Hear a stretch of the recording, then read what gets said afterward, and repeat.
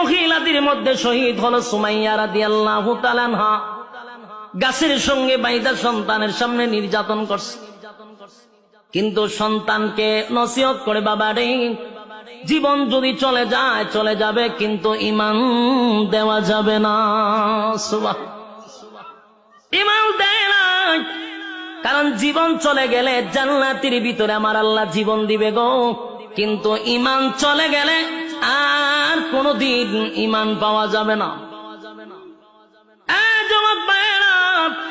ঈমানের পরীক্ষা যুগের পর যুগ যারা ঈমান আনছে তাদের উপরে পরীক্ষা আসছে, শুধু আমাদের নবীর সাহাবায়ে কেরামদের যুগে নয়, এর আগেও যারা ঈমান আনছে তাদের উপর পরীক্ষা হয়েছে, কথা কয় না?